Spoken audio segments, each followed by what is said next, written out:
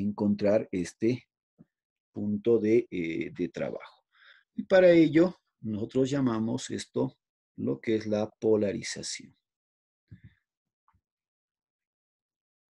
Ya. Decíamos entonces que nuestro principal objetivo ahora va a ser encontrar el punto de trabajo Q, que donde necesitamos que sea para la mejor operación del transistor para nuestra aplicación que nosotros estamos buscando.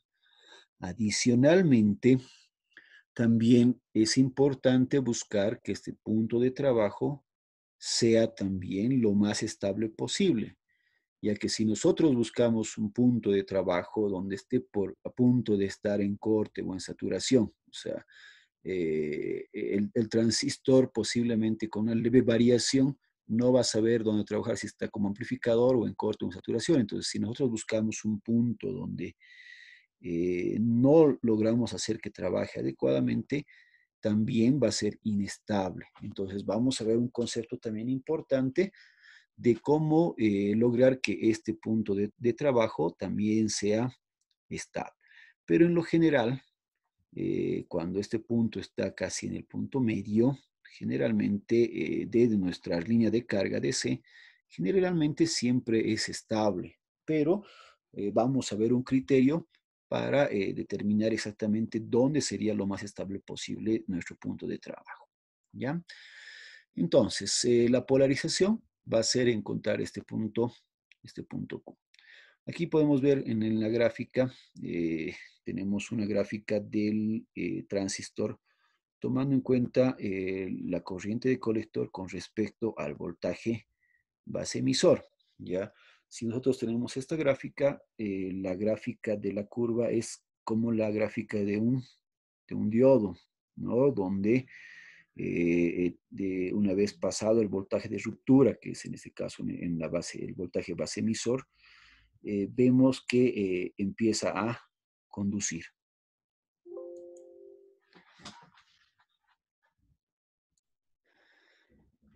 Entonces, esta gráfica nos muestra cómo la corriente de colector ya empieza a conducir cuando vencemos el voltaje de ruptura de la unión base emisor, ¿no? Y en este tramo que empieza a comenzar a conducir es lo que nosotros también determinamos como la zona activa. Y a partir de esta zona activa, entonces, en este tramo tenemos que ver dónde se va a ubicar nuestro punto de trabajo. Obviamente vamos a llegar a un punto donde llegue a saturarse, porque obviamente la corriente prácticamente ya se vuelve un cortocircuito acá, entonces se llega a saturar. Entonces nosotros los transistores tienen una característica muy importante que justamente es la corriente de saturación, que diríamos es donde ya el transistor está completamente saturado y entonces se empieza a trabajar de otra manera, ¿ya? Este valor de corriente de saturación siempre se nos va a dar en las hojas de datos. De la misma forma, el voltaje de ruptura, que es el voltaje base emisor, que en este caso se nos va a dar de esa forma. Y también se nos va a mencionar el voltaje colector emisor, que es justamente para hallar nuestra zona de corte, cuál es el voltaje mínimo para considerar que está en corte. Por lo general, diríamos que es cuando el voltaje colector emisor es cero, pero se puede considerar, dependiendo del transistor, en otros parámetros, ¿no? Podría ser 0,2, 0,3 voltios, ¿ya? Eso también se nos da en la hoja de datos. Entonces, de esta forma, básicamente, veríamos que aquí en esta zona, si nosotros tenemos acá una señal alterna, pequeñita, por ejemplo, que está circulando acá, aquí en esta zona se va a amplificar y justamente vemos la salida de esta señal, digamos, de esta señal pequeña, se va a llegar a amplificar. Entonces, esto es lo que me va a determinar la elección de un buen punto de trabajo.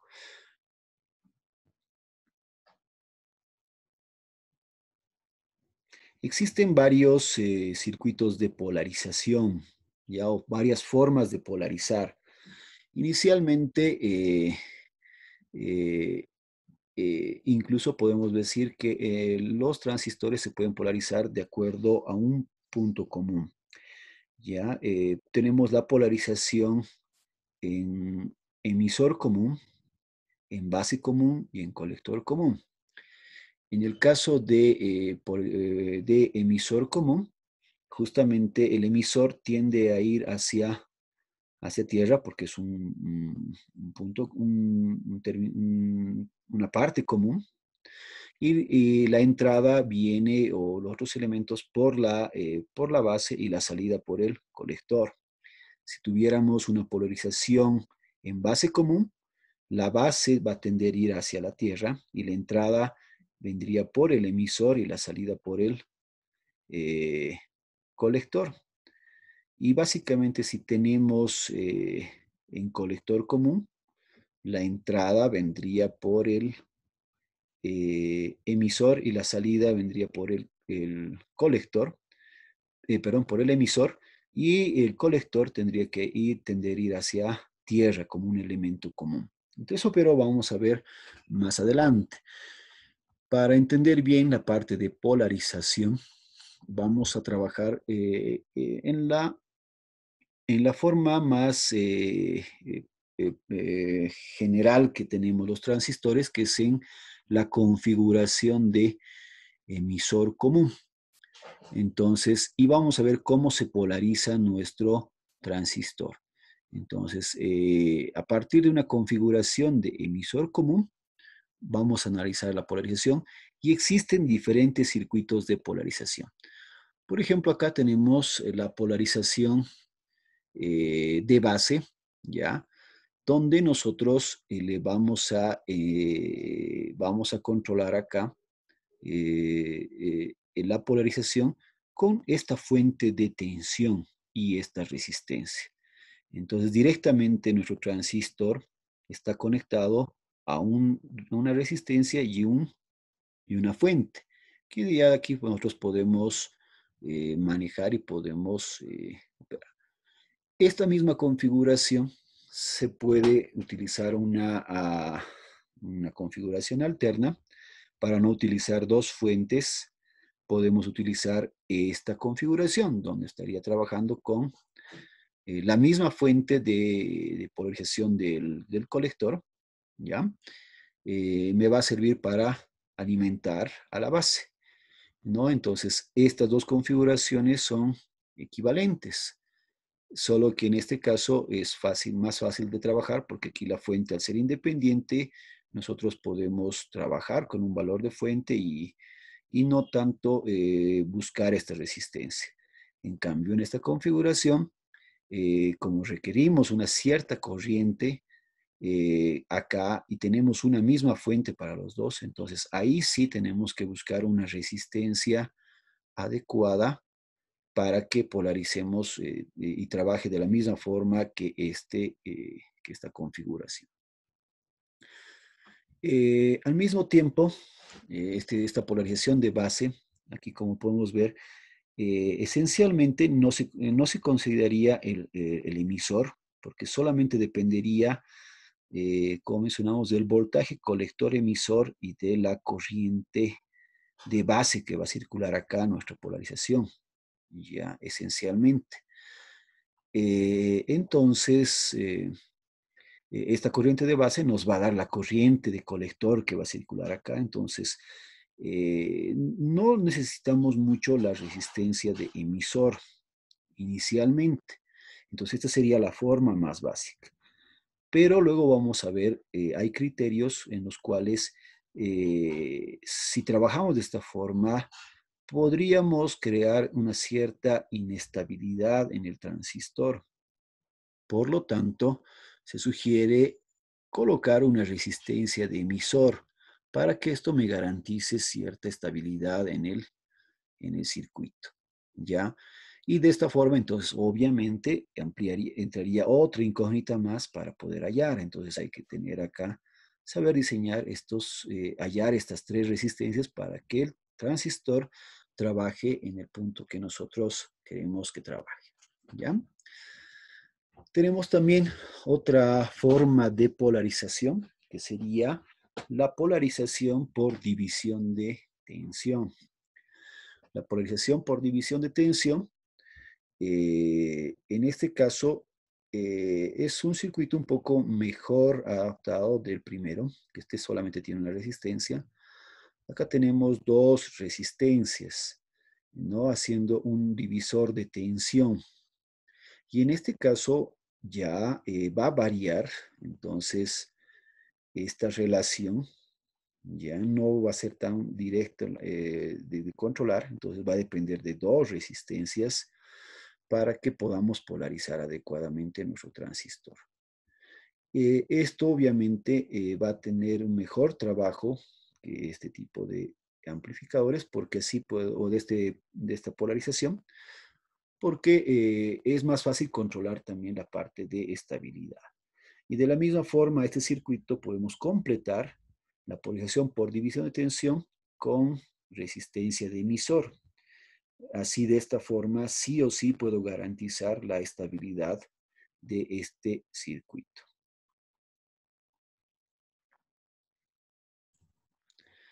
Tenemos también otros circuitos de polarización no muy utilizados frecuentemente, pero también que los vamos a mencionar. Tenemos los circuitos de polarización, en este caso de por realimentación de emisor, ¿ya? Tenemos los circuitos de polarización por realimentación de colector, o más conocido como autopolarización. Tenemos la polarización de emisor con dos fuentes de tensión, ¿no? En el cual, al trabajar con una fuente generalmente negativa, logramos que este también trabaje en un punto adecuado. Son configuraciones que no son muy utilizadas, más vamos a utilizar las dos que mencionábamos al principio, que son la polarización de base, que es la más sencilla, y la más utilizada, la polarización por división de tensión.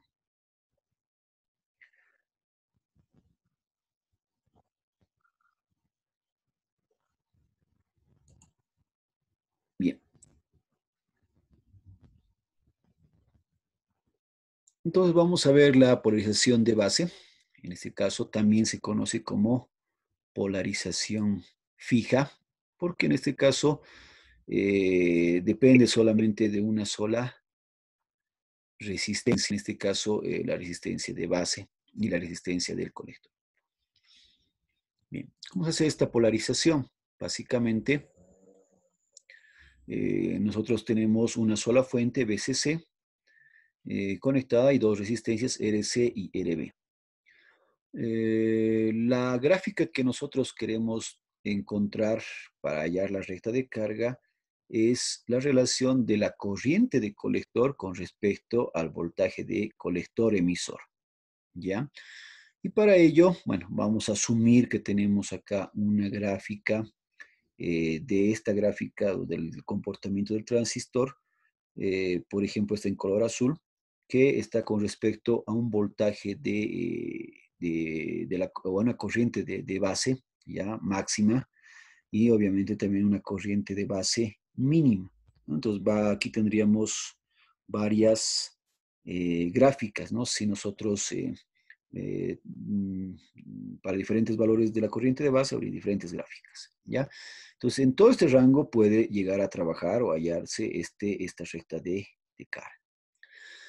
Bien, entonces de nuestra ecuación, acá de nuestro circuito, podemos tomar una primera malla que determinamos la malla de entrada, esta de acá, porque vamos a considerar que está entrando, como mencionado, eso es configuración emisor común.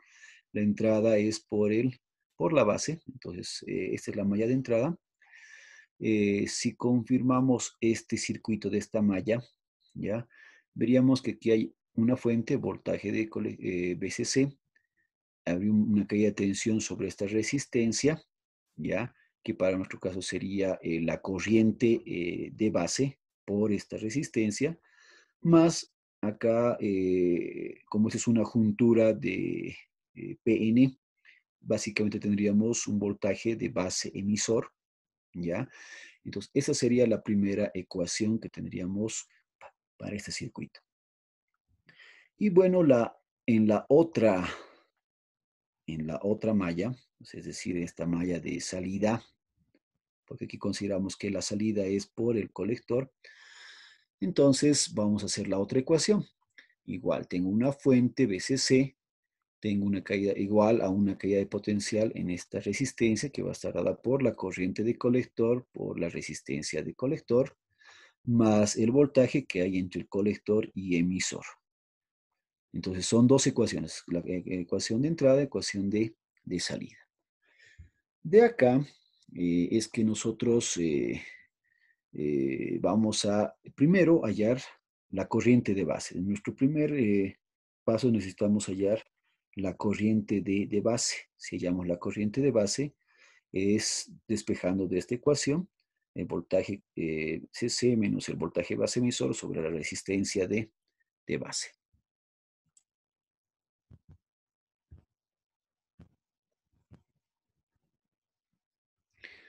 Entonces, adicionalmente sabemos que la corriente del colector es igual al factor de ganancia del transistor, beta, por la corriente de base. Como ya hemos mencionado, la corriente de base es igual al voltaje de la fuente menos el voltaje base emisor sobre la resistencia de base.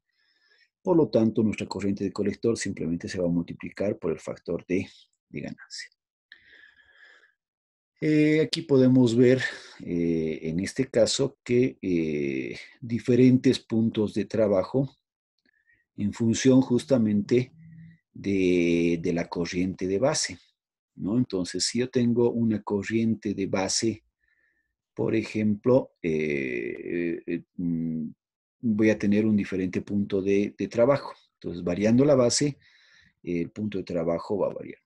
Algo bien importante acá, y justamente de acá vamos a definir la estabilidad de la polarización de nuestro transistor, es que el transistor va a variar, y como veíamos también en el diodo, en función de la temperatura. Cuando hay cambios de temperatura, generalmente puede haber ciertas variaciones de la ganancia, más que todo de este parámetro. Entonces, si la temperatura variara en el transistor, este factor de ganancia también podría variar. Entonces, obviamente, esto haría de que mi punto de trabajo empiece a variar, o sea, no va a estar en un punto fijo.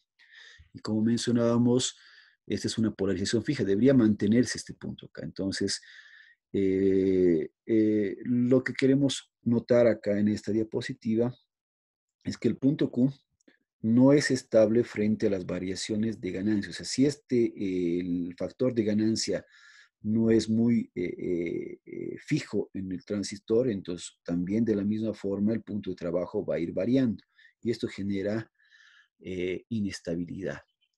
¿Ya? Es así que generalmente lo que se hace es que vamos a tratar de buscar de que este factor no varíe, o sea, incluyendo que haya un cambio brusco en la temperatura, obviamente va a haber un cierto rango donde va a trabajar, ¿no? Normal. Si excedemos ciertos rangos de temperatura, desde ya el transistor no solamente no va a funcionar, sino que se puede quemar. Pero nosotros tenemos que tratar de trabajar de que ante un cambio o una variación de beta, esto casi sea, no varíe mucho, ¿no? Que se mantenga esta relación. ¿Ya? De todas formas, en conclusión, si la temperatura aumenta, generalmente también el factor de ganancia aumenta. Acá, por ejemplo, tenemos en la primera gráfica nuestro punto de trabajo. Teníamos una corriente de base para una determinada temperatura.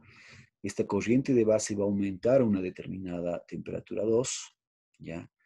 De la misma forma, las corrientes de colector van a aumentar, ¿no? Entonces, hay acá una variación. Entonces, esta relación de variaciones de corriente de colector me va a dar justamente, nos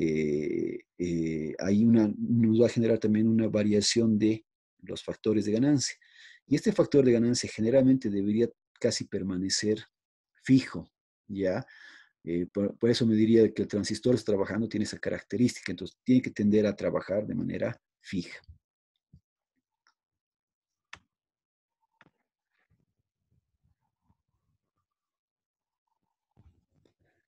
Bien, si también nosotros aumentamos, es decir, nuestro voltaje de la fuente, ¿no? Eso va a hacer que también el voltaje colector emisor también vaya aumentando. O sea, si en esencia antes variaba solamente hacia arriba, ahora también va a aumentar o va a variar en función del voltaje de la fuente. O sea, podría ir recorriendo nuestro punto o variando, desplazándose horizontalmente.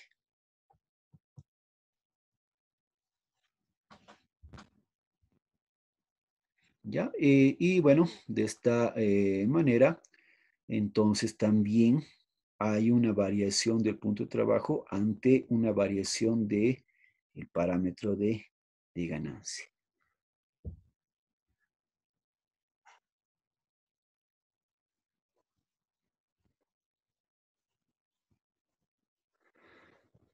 Algo que también puede influir, eh, la resistencia de colector. Bueno, la fuente directamente está conectada a una resistencia de colector. Si la resistencia es mucho más, es grande, ¿ya? En este caso, menor va a ser el desplazamiento que tengamos a nivel horizontal de nuestro punto de trabajo. O sea, lo que diría que si nuestra resistencia de colector es un parámetro más o menos considerable, podríamos garantizar una mejor polarización de nuestro transistor. Y finalmente, ¿qué sucedería si varía mucho lo que es la resistencia de base? Si afecta mucho que varíe la resistencia de base. En este caso, como podemos ver bien, la corriente de base va a ser muy proporcional a la corriente del colector, ¿no? Sabemos que aquí, si solamente analizamos en resistencias, la corriente de colector hemos dicho que es igual a beta veces la corriente de base. Si despejamos de esta forma, igualando resistencias, obviamente la resistencia de base más bien sería a beta veces la resistencia del colector, ¿ya? De esta forma, a ver si consideramos una corriente de colector, eh, si la obtenemos de esta ecuación, de esta forma, ¿ya? Con esta relación, básicamente, si esta ganancia es mm, ligeramente grande, esto va a tender a ser, se va a aproximar mucho a la corriente de saturación. O sea, esta corriente para un valor, si esto es bastante, eh, va a llegar a aproximarse a la corriente de saturación. Si la resistencia de base es muy pequeña, a, es pequeña con respecto a beta veces RC, vemos bien que acá esto todavía se va a aproximar mucho más. Y básicamente voy a llegar a la saturación. Acá estamos un poco debajo de la saturación. En cambio, aquí básicamente llegamos a la saturación. Cuando esta resistencia de base es pequeña con respecto a esta ganancia. Esto es lo que me va a dar justamente una forma de estabilidad para que garanticemos, ya que nosotros no queremos que llegue esto a a saturarse inmediatamente, ¿no? Entonces, en función de esto es que buscamos que esta resistencia sea, eh, debería ser más o menos igual, ¿ya? A beta veces RC, a la ganancia por RC. Si es muy pequeña en comparación que esta, entonces vamos a saturar directamente el transistor. Adicionalmente, si consideramos el circuito ahora agregándole una resistencia de emisor, vamos a ver lo siguiente. Con una resistencia de emisor, nuestras ecuaciones variarían, ¿no? Primero, en la entrada, tendríamos el voltaje CC, el voltaje que cae en esta resistencia, el voltaje en la base emisor y también además el voltaje que cae en esta resistencia, ¿no? Entonces, adicionaríamos este parámetro, RE por la corriente de emisor, ¿ya? Y esto, obviamente, la igualdad debe ser un parámetro constante, va a ser igual a la fuente. Sabemos que la corriente de colector es igual a beta veces la corriente de base, pero también sabemos que la corriente de emisor es igual a la corriente de base más la corriente de colector. Entonces, si nosotros de acá esta ecuación solamente queremos representar la corriente de emisor con respecto a la corriente del colector, tendríamos esta relación, que es beta más 1 sobre beta. Y en este caso, ahí vemos bien que si este valor de beta tiende a ser grande, o sea, este factor de ganancia tiende a ser grande, este parámetro sobre este parámetro básicamente va a ser la unidad. Y podríamos decir que la corriente de emisor básicamente va a ser la corriente de colector. Esto casi generalmente vamos a tomar esta apreciación, ¿ya? Porque generalmente este parámetro beta es grande, oscila entre los 100 o 80, más de 80, entonces por lo general esto siempre se considera como una unidad y casi esto sería igual, ¿ya? Mientras más grande esto se convierte en una igualdad. ¿Ya? Pero si, por ejemplo, la ganancia de nuestro transistor fuera muy pequeña, el factor de ganancia, este parámetro variaría, no sería igual. Entonces, variaría, dependería mucho de este factor de ganancia. ¿Ya? Finalmente, entonces acá tenemos, mientras este voltaje de acá aumente, ¿no? Hablando de este voltaje, realmente el voltaje de acá debería disminuir. Y si esto disminuye, obviamente la corriente también va a disminuir, por lo tanto la corriente también de colector va a disminuir, ¿ya? Entonces, básicamente, en este caso el circuito, ¿ya? Siempre va a compensar lo que podía haber pasado acá con la resistencia de base. Esa es la importancia de una resistencia de emisor acá. Esto va a generar de que garantice de que no haya ningún cambio en la resistencia de base y que rápidamente se pueda ir a saturación o que haya alguna perturbación. Por lo tanto, lo ideal sería tener una resistencia de emisor acá para que de alguna forma controle esto. Pero obviamente tenemos ya, nuestro cálculo ya no va a ser tan sencillo porque aquí aumenta una incógnita más en esta ecuación, ¿no? Entonces, el cálculo va a ser un poquito más, hay que analizarlo un poquito más, ¿no? Entonces, vamos a generar aquí algunos criterios para poder hallar directamente el resultado, porque si no, no podríamos calcular directamente o buscar un punto adecuado para la solución.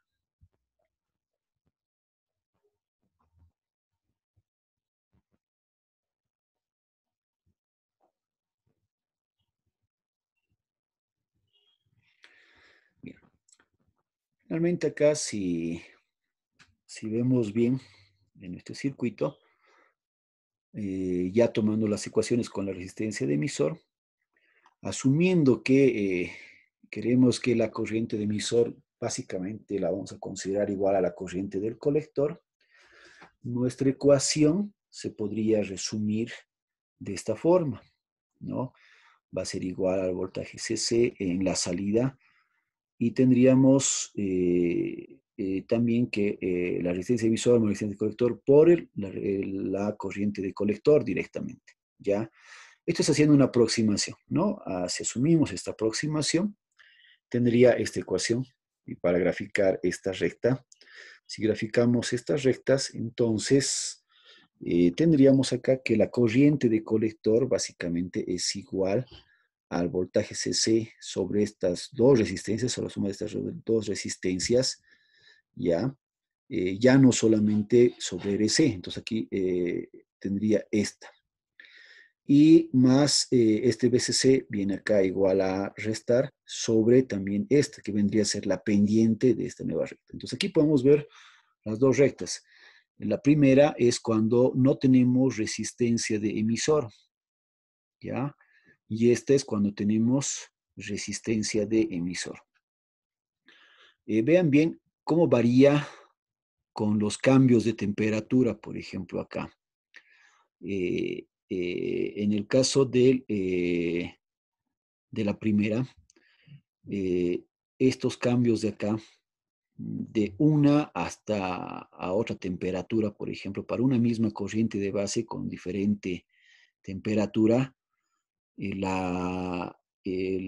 punto de trabajo varía significativamente. En cambio, en el caso de la segunda recta con la resistencia de emisor, si vemos bien la variación del